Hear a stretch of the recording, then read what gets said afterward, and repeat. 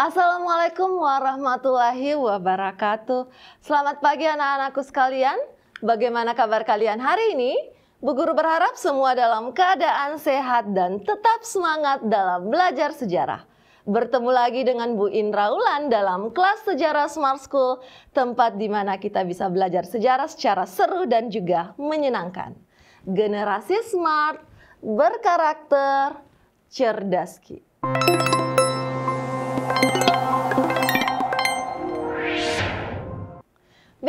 Anak-anakku sekalian, seperti biasa, sebelum kita memulai pembelajaran hari ini, Bu Guru persilahkan untuk mengisi link presensi hari ini. Silahkan anandaku sekalian memindai link QR Code yang sudah Bu Guru tampilkan di layar TV smart kalian masing-masing. Diisi sesuai dengan data anandaku sekalian di sekolahnya masing-masing. Sembari menunggu anandaku sekalian mengisi link presensi, perkenankan saya juga untuk menyapa kehadiran Bapak dan Ibu guru hebat, para pendamping guru sejarah yang ada di sekolah masing-masing. Terima kasih Bapak dan Ibu karena tetap semangat dalam membersamai ananda kita belajar sejarah dengan program Smart School. Memulai pembelajaran kita hari ini seperti biasanya, Bu Guru selalu memberikan sebuah kalimat motivasi. Adapun kalimat motivasi hari ini berasal dari seorang aktivis, politikus, dan penulis ternama yang berasal dari Inggris. Ya, sebagaimana yang sudah Bu Guru tampilkan di layar, dia adalah John Dalbert atau biasa juga dikenal dengan sapaan Tuan Acton. Tahukah anandaku sekalian? Tuan Acton pernah mengatakan bahwa sejarah bukanlah beban ingatan, melainkan penerangan bagi jiwa. Apa yang Bu Guru hendak sampaikan dalam kalimat motivasi belajar hari ini? Tak bosan-bosannya, Bu Guru selalu menyampaikan bahwa sejatinya belajar sejarah itu bukanlah melulu tentang bagaimana kalian menghafal kompleksitas tokoh-tokoh, kemudian tempat atau kompleksitas sebuah peristiwa dan kejadian di masa lampau. Tetapi inti daripada sejatinya pembelajaran sejarah adalah bagaimana anandaku sekalian bisa memaknai peristiwa yang terjadi di masa lampau, bahkan bisa mengambil pelajaran di dalamnya. Maka meminjam istilah dari Tuan Acton, sejarah adalah penerangan jiwa. Mengapa? Karena belajar sejarah bukan hanya tentang pengetahuan, tetapi bagaimana anandaku sekalian menumbuhkan karakter terbaiknya menurut versi anandaku sekalian masing-masing. Baik, anandaku sekalian para generasi smart dimanapun kalian berada, adakah yang masih ingat pada pertemuan-pertemuan sebelumnya kita sudah belajar tentang apa ya? Ya, benar sekali, pada pertemuan-pertemuan sebelumnya kita sudah sangat mendalami bagaimana materi tentang pelaksanaan pemerintahan yang ada di Indonesia. Kita sudah mempelajari tentang bagaimana pelaksanaan demokrasi liberal, demokrasi terpimpin, bahkan pada pertemuan terdahulu anandaku sudah belajar tentang bagaimana muncul atau awal mula pemerintahan Orde Baru di Indonesia. Maka daripada itu, untuk pertemuan hari ini, kita akan lanjut pada materi terkait masalah dinamika politik Indonesia pada masa Orde Baru. Nah, adapun kemudian yang menjadi tujuan pembelajaran kita hari ini adalah anandaku sekalian diharapkan mampu untuk menganalisis bagaimana dinamika politik Indonesia pada masa Orde Baru, yang tentunya spesifik pada bagaimana dinamika politik dalam negerinya di Indonesia pada masa Orde Baru. Nah, sebelum kita melangkah jauh terkait masalah materi hari ini, mari kita merefleksi terlebih dahulu apa yang sudah kita pelajari di pertemuan yang lalu. Adakah anandaku yang masih ingat apa ya yang dimaksud dengan Orde Baru? Dan benar sekali, yang dimaksud dengan Orde Baru adalah sebutan bagi masa pemerintahan Presiden Soeharto di Indonesia di mana dikatakan bahwa Orde Baru ini hadir dengan semangat sebagai koreksi total atas penyimpangan, atas berbagai penyimpangan-penyimpangan yang dianggap dilakukan pada masa pemerintahan terdahulunya, yaitu pada masa pemerintahan Soekarno pada masa Orde Lama. Namun anandaku sekalian, satu yang harus kalian ketahui tentang pengistilahan Orde Lama dalam hal ini, pengistilahan Orde Lama itu ternyata baru muncul pada masa Orde Baru, di mana pemerintahan Orde Baru di sini menginginkan adanya pembeda. Jadi untuk memudahkan, untuk membedakan pemerintahan sebelumnya dengan pemerintahan yang terjadi pada masa Presiden Soeharto, di mana kita ketahui bahwa ternyata Presiden Soekarno pada saat itu sebenarnya tidak sepakat ketika pemerintahannya dikenal dengan istilah Orde Lama. Beliau lebih sepakat ketika pemerintahannya dikenal dengan istilah Orde Revolusi. Makanya mungkin dalam penjelasan Bu Guru nantinya itu ketika akan menyebutkan Orde Lama, bisa juga Bu Guru akan menyebutkannya dengan istilah Orde Revolusi. Nah, selanjutnya mari kita lihat apa ya yang kira-kira menjadi ciri awal daripada kondisi politik dalam negeri yang ada di Indonesia pada masa Orde Baru. Ternyata ada satu ciri yang spesifik anak-anak, di mana politik dalam negeri kita pada saat itu menunjukkan adanya upaya desoekarnoisasi. Adakah yang tahu apa ya yang dimaksud dengan upaya desoekarnoisasi? Ya, benar sekali. Upaya desoekarnoisasi adalah upaya untuk menghapuskan segala pengaruh-pengaruh dari pemerintah sebelumnya, dalam hal ini Soekarno, di mana dalam hal ini Bu Guru mencoba mengutip dari buku MC Richlers 2005 yang berjudul Sejarah Indonesia Modern, ya, 1200 hingga 2004. Di mana di dalamnya dikatakan bahwa adapun yang menjadi ideologi-ideologi Soekarno pada saat itu dihapuskan dan direduksi menjadi tidak lagi menjadi ideologi negara, tetapi direduksi menjadi hanya pada ideologi Pancasila saja. Di mana langkah konkret yang dilakukan pada saat itu adalah bisa terlihat pada tahun 1967, di mana pemerintah Orde Baru pada saat itu menghapuskan beberapa lembaga-lembaga negara yang sudah dianggap tidak penting dan juga ada kaitannya dengan Soekarno pada saat itu. Nah, anandaku, seperti itu refleksi hari ini tentang Orde Baru, bisa dipahami ya. Baik, selanjutnya kita akan masuk pada materi politik Indonesia pada masa Orde Baru. Nah, dalam kajian ini tentu materinya akan terbagi menjadi dua, yaitu bagaimana pelaksanaan politik dalam negeri, dan yang kedua, bagaimana pelaksanaan politik luar negeri Indonesia pada masa Orde Baru. Lantas, pada pertemuan kali ini apa ya yang menjadi fokus pembahasan kita? Dan benar sekali, hari ini kita akan lebih fokus pada pembahasan tentang pelaksanaan politik dalam negeri Indonesia pada masa Orde Baru. Nah, adapun kemudian pelaksanaan politik luar negerinya akan kita bahas pada pertemuan berikutnya.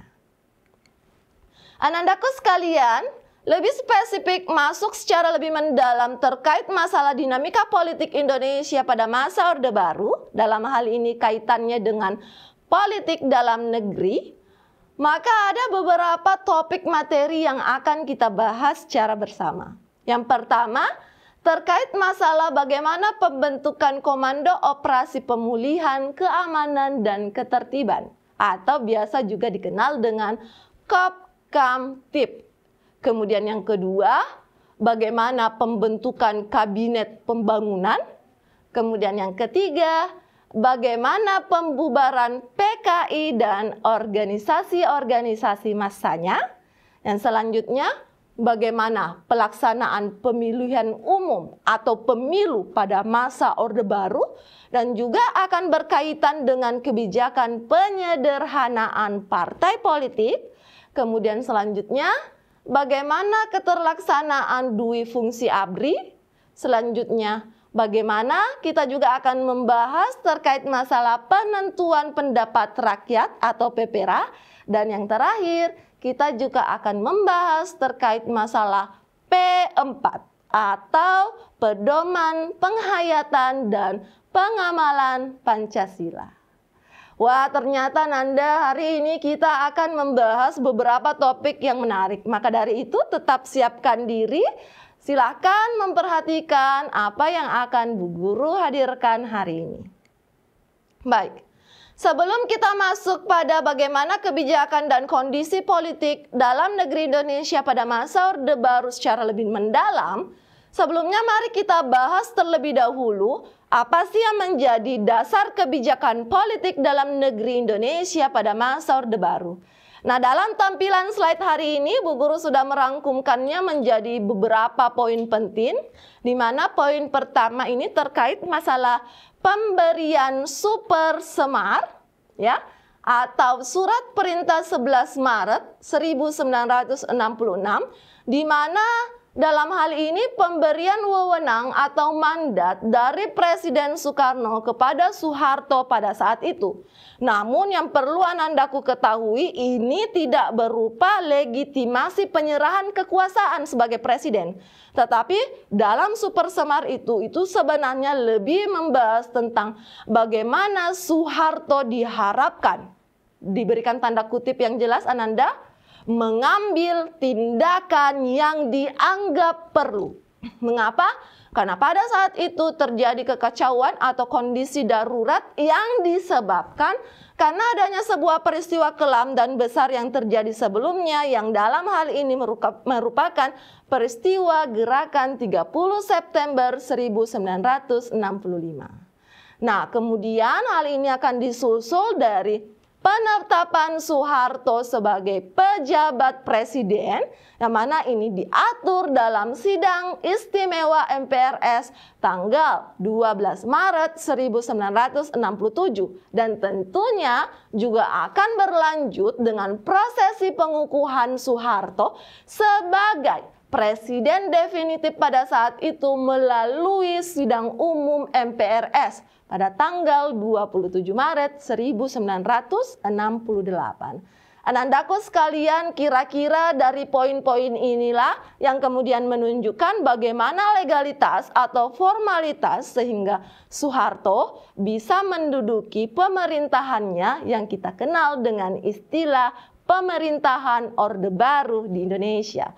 Kemudian, adapun kemudian yang menjadi dasar kebijakan politik dalam negeri yang lain adalah dengan pembentukan Kabinet Ampera I di tanggal 28 Juli 1966 yang kemudian dilanjutkan dengan pembentukan Kabinet Pembangunan I yakni pada tahun 1968. Dan yang terakhir yang menjadi dasar daripada kebijakan politik dalam negeri Indonesia adalah dengan adanya formalitas atau penerbitan daripada P4 yang tidak lain adalah pedoman penghayatan dan pengamalan Pancasila yang dilaksanakan pada tahun 1978. Dan Andaku sekalian, mari kita melangkah pada bagaimana kebijakan-kebijakan politik dalam negeri yang dilaksanakan pada masa Orde Baru. Kebijakan pertama yaitu pembentukan Kopkamtib, di mana Kopkamtib itu sendiri adalah Komando Operasional Pemulihan Keamanan dan Ketertiban. Kopkamtib ini sendiri adalah lembaga keamanan internal dalam pemerintahan Orde Baru pada saat itu yang dibentuk pada tanggal 10 Oktober 1965. Yang kemudian dikomandoi langsung oleh Soeharto yang membawahi organisasi-organisasi lainnya, baik itu lembaga-lembaga atau organisasi militer maupun non-militer. Di mana pembentukannya ini itu dilaksanakan pasca atau setelah peristiwa gerakan 30 September. Tentu hal ini akan sejalan Ananda. Kenapa? Karena kita ketahui ada banyak sekali kekacauan yang terjadi pasca peristiwa gerakan 30 September 1965, bukan? Maka daripada itu upaya langsung yang dilakukan oleh pemerintahan Orde Baru adalah untuk membentuk Komando Operasi Pemulihan. Namun ternyata Ananda, dalam pelaksanaannya tugasnya tidak hanya berada pada ranah-ranah tersebut. Tugasnya menjadi sangat meluas, sehingga menurut beberapa pengamat politik yang ada di Indonesia, lembaga ini kemudian menjadi lembaga super, atau bahkan pernah juga dikatakan sebagai jantung kekuasaan daripada Orde Baru. Sekarang kita lihat, apa ya yang menjadi tugas-tugas daripada Kopkamtib ini? Yang pertama, bagaimana Kopkamtib bisa menyelesaikan berbagai kegiatan unjuk rasa. Kemudian mereka juga melakukan penangkapan terhadap tokoh-tokoh politik yang dianggap bermasalah. Bermasalah di sini tentu adalah yang bisa mengancam daripada legitimasi pemerintahan pada saat itu. Kemudian bagaimana menyelesaikan atau menghentikan diskusi-diskusi publik dengan topik-topik yang sensitif. Kemudian yang terakhir, Kopkamtib juga ternyata berperanan dalam melakukan penyensoran terhadap media-media sosial yang ada. Ini tentu agar untuk menyortir informasi-informasi apa saja yang tidak boleh ditayangkan, yang tentunya dianggap merugikan pemerintahan pada saat itu, dan yang ditayangkan adalah yang hanya bisa mendukung daripada pemerintahan Orde Baru pada saat itu.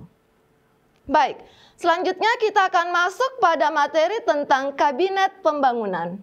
Anandaku sekalian, sebagaimana yang sudah Bu Guru utarakan pada awal pertemuan tadi, bahwasanya Kabinet Pembangunan ini adalah kabinet yang dibentuk pada masa pemerintahan Orde Baru, di mana ternyata Kabinet Pembangunan ini memiliki tugas yang disebut dengan Pancakrida. Adapun kemudian Pancakrida ini meliputi tentu 5 hal ya, karena disebut dengan Pancakrida. Pertama, bagaimana menjaga stabilitas politik dan ekonomi. Kedua, bagaimana menyusun dan melaksanakan rencana pembangunan 5 tahunan. Ketiga, bagaimana melaksanakan pemilihan umum. Kemudian yang keempat, bagaimana mereka bertugas mengembalikan ketertiban dan keamanan dalam masyarakat.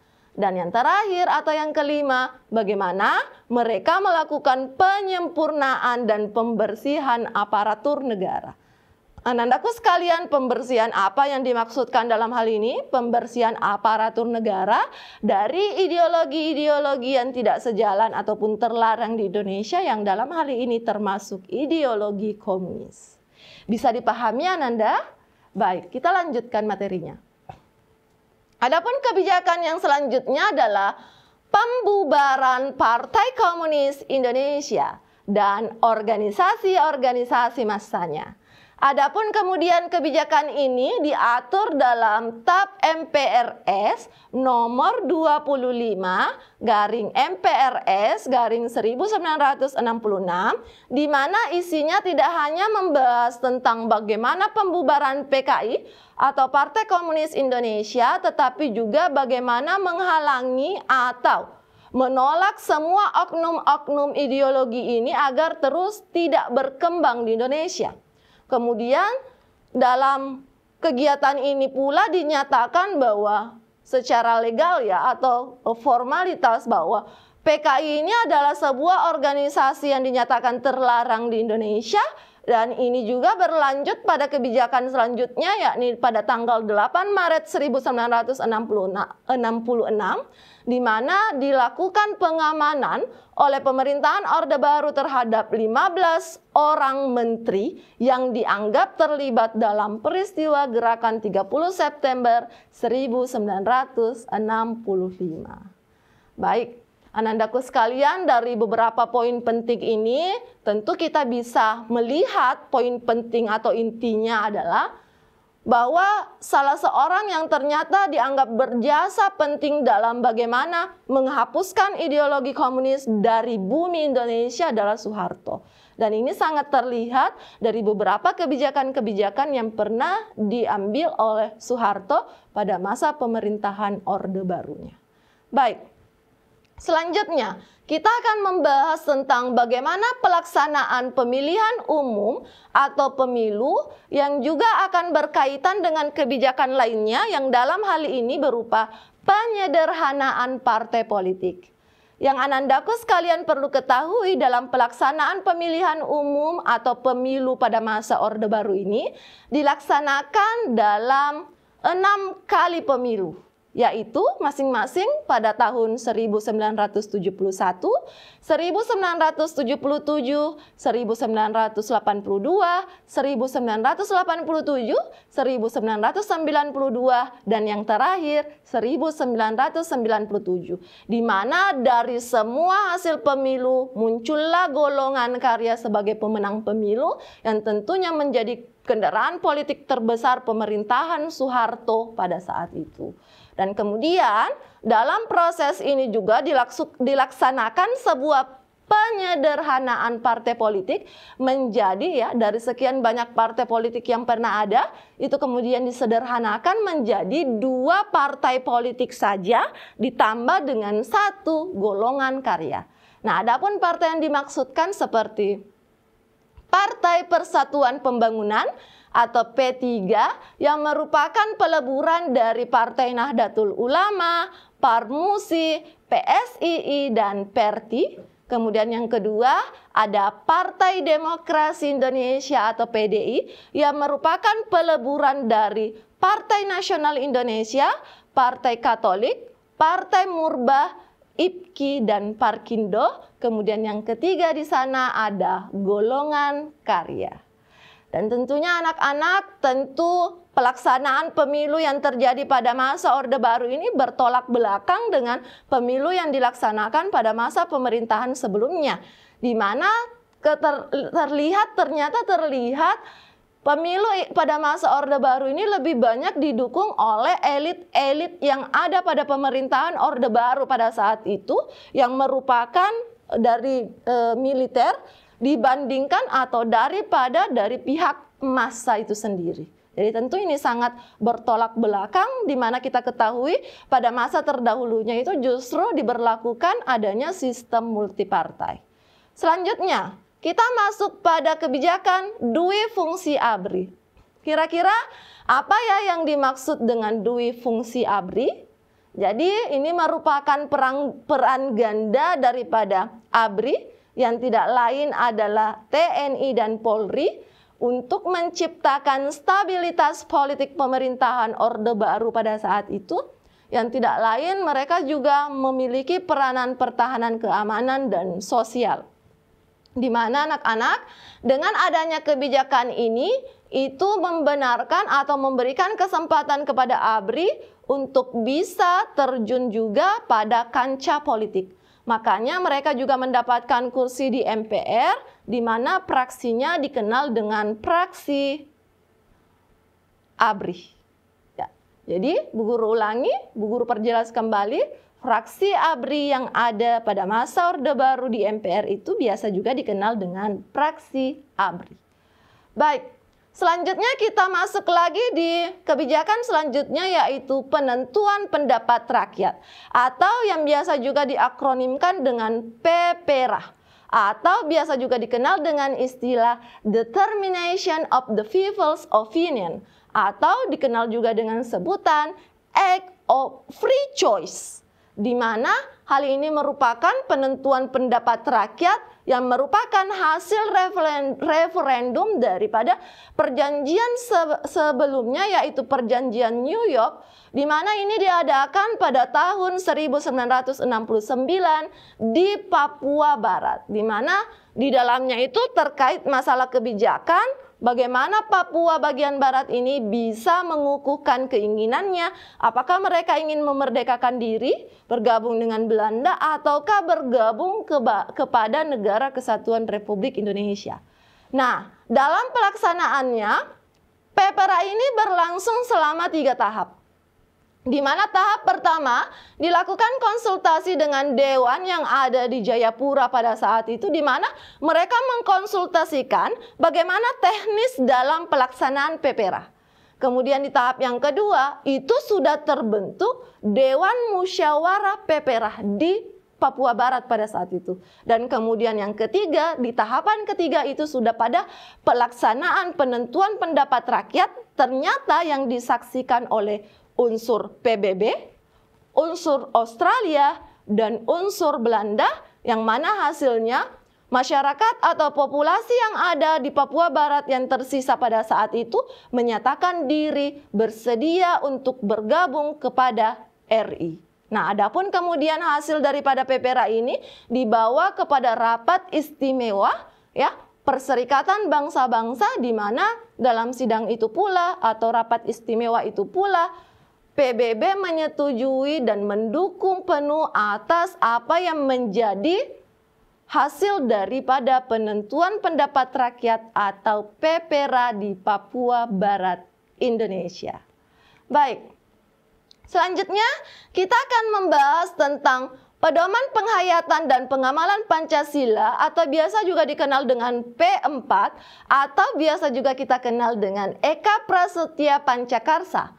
Satu keinginan dan 5 kehendak. Di mana adapun kemudian tujuannya adalah untuk membentuk pemahaman yang sama dalam masyarakat Indonesia mengenai demokrasi Pancasila. Sehingga dengan demikian, dengan adanya pemahaman yang sama dalam hal ini terhadap Pancasila dan Undang-Undang Dasar 1945, diharapkan persatuan dan kesatuan nasional yang terbentuk pada saat itu juga bisa terpelihara dengan baik. Namun tentunya hal ini menjadi sebuah kebijakan yang pada akhir pemerintahan Orde Baru nanti Ananda ini juga akan dihapuskan ya, tepatnya di tahun 1998. Karena kenapa? Dilakukan upaya agar Pancasila itu kembali ke marwahnya sendiri, yaitu sebagai ideologi daripada bangsa dan negara, menjadi pedoman hidup dalam berbangsa dan bernegara di Indonesia. Selanjutnya, dalam pelaksanaan politik Indonesia pada masa Orde Baru, tentu tidak serta-merta berjalan dengan baik begitu saja. Tetapi terdapat beberapa hambatan bagi politik Indonesia pada masa Orde Baru. Nah, dalam tayangan ini, Bu Guru juga sudah menampilkan beberapa poin penting yang menjadi hambatan. Yang pertama, adanya isu disintegrasi atau perpecahan nasional yang memicu pada instabilitas politik atau ketidakstabilan politik pada saat itu. Kemudian yang kedua, kurangnya kepercayaan internasional terhadap Indonesia yang sudah stabil membuat proses perbaikan citra berjalan bertahap. Kemudian yang ketiga, demokrasi pada saat itu yang terjadi di Indonesia dikatakan masih tersendat. Kemudian yang selanjutnya, ternyata juga terdapat gesekan-gesekan horizontal yang ditekan secara represif dengan kekuatan militer. Dan yang terakhir, ternyata yang menjadi hambatan bagi pelaksanaan politik Indonesia masa Orde Baru adalah karena perekonomian Indonesia yang dikatakan tiba-tiba merosot. Bahkan dikatakan Indonesia kembali mengalami ketidakstabilan baik dari segi ekonomi maupun politik.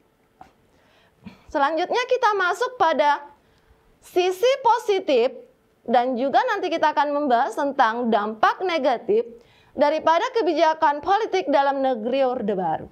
Nah, adapun yang menjadi dampak positifnya adalah terwujudnya stabilitas politik dan keamanan nasional yang relatif terjaga. Tentu ini ada kaitannya dengan membesarnya dominasi peranan daripada ABRI atau militer yang kita ketahui Ananda dari penjelasan sebelumnya.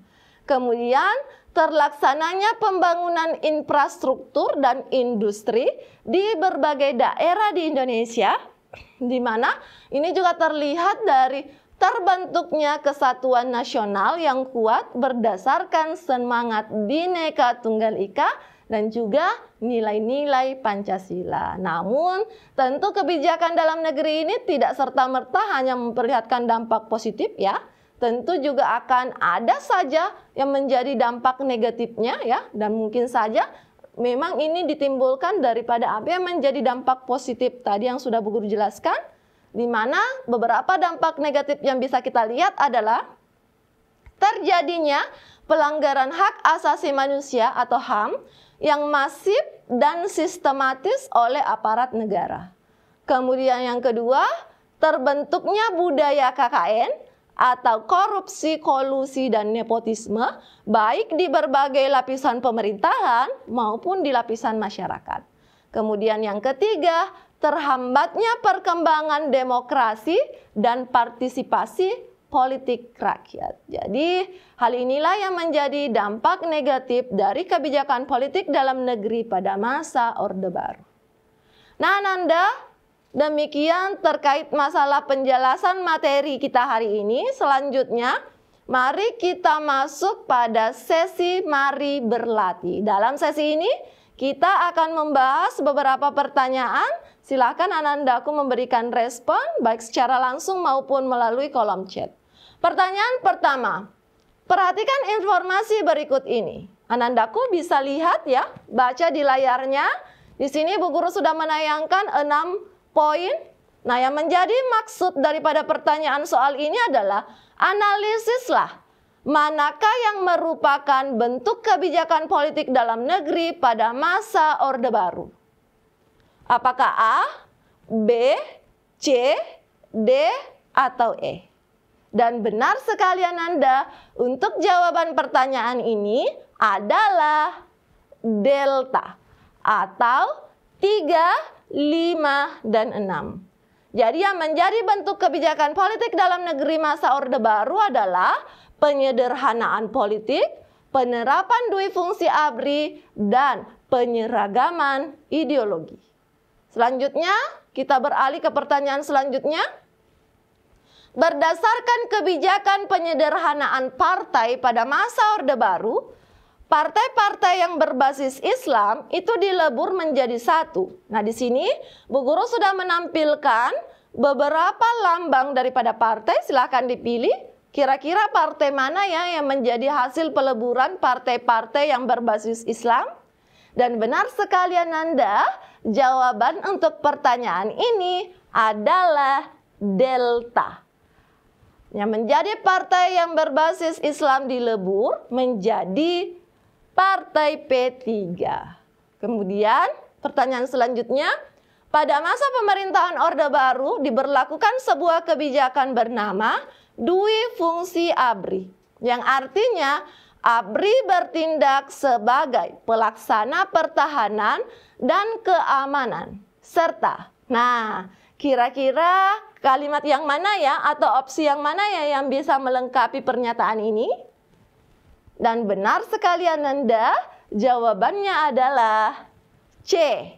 Jadi, ABRI pada saat itu bertindak sebagai pelaksana pertahanan dan keamanan, serta memiliki peranan sosial dan politik. Baik Ananda, seperti itu kira-kira sesi Mari Berlatih. Selanjutnya mari kita pindah lagi ke sesi merespon. Di sini dalam hal ini Bu Guru sudah memperlihatkan di slide ya, ada 2 link QR Code yang sudah Bu Guru siapkan. Link pertama berupa kuis, berupa pertanyaan-pertanyaan kuis yang bisa Anandaku selesaikan secara berulang ya, agar lebih memahami materi yang kita pelajari hari ini. Dan kemudian di link yang kedua, Bu Guru kembali membuka diri untuk menerima berbagai masukan daripada Bapak dan Ibu Guru hebat pendamping yang ada di sekolah dan juga Anandaku sekalian. Kira-kira apa yang menjadi perbaikan untuk pembelajaran kita hari ini? Baik Ananda, kira-kira seperti itu dulu pertemuan kita hari ini. Bu Guru akhiri pertemuan kita hari ini dengan sebuah kalimat dan rasa kesyukuran. Terima kasih karena Anandaku sekalian sudah sangat semangat dalam belajar sejarah. Jangan pernah lengah dan tidak bersemangat dalam belajar sejarah, karena dengan belajar sejarah kalian akan mengenali pribadi bangsa kalian. Anandaku Bu Guru Indra Wulan hari ini pamit undur diri. Dalam pertemuan kali ini Bu Guru akhiri dengan salam kebanggaan kita. Generasi smart, berkarakter, cerdas.